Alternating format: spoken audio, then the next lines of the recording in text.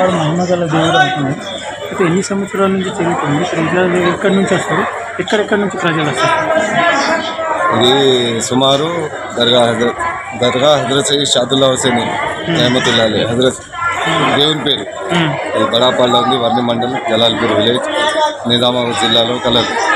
దాదాపు 700 సంవత్సరాల పూర్వం ఆలంగిరి ప్రభు పాలనలో హజరత్ సయ్యద్ షాదుల్లా హుసేన్ తహసీల్దార్ ఉండే. తహసీల్దార్ అంటే కరువు వచ్చింది అనేటప్పుడు షాదుల్లా బాబా దగ్గర ఖజానా ఉండే. అది చూడాలి పబ్లిక్.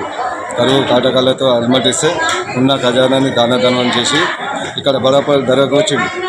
తర్వాత గుల్ల సాయమ పాలు పెరుగు తెచ్చి చేస్తే మిలిటరీకి తెలుస్తుంది. ఫాలో చేసి ఇక్కడ చూసేసరికి ఇక్కడ ఉండే స్వామి చేతిలో బెత్తం ఉండే. బెత్తంతో ఇట్లా భూమికి కొడితే పలిగిపోయి సమాధి, సజీవ సమాధి అయింది అన్నట్టు.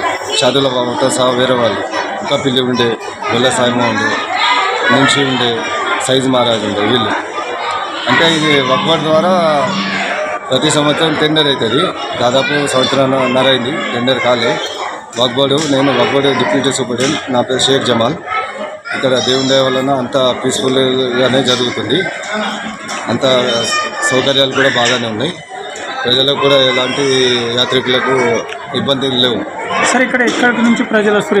ఇక్కడ మహారాష్ట్ర నుంచి, కర్ణాటక, ముంబై, కాక ఆంధ్రప్రదేశ్ నుండి కూడా వస్తారు. లోకల్ మన తెలంగాణ మొత్తం వరంగల్, కరీంనగర్ అంతా చుట్టుముట్టు మొత్తం వస్తూ ఉంటుంది. అంటే ఇక్కడ మహిమగల దేవుడు, మహిమగల దేవుడు. ఇన్కమ్లో కూడా తెలంగాణ కోరికలు తీరుతాయని ప్రజలు అంటున్నారు ఇక్కడ వచ్చినప్పుడు.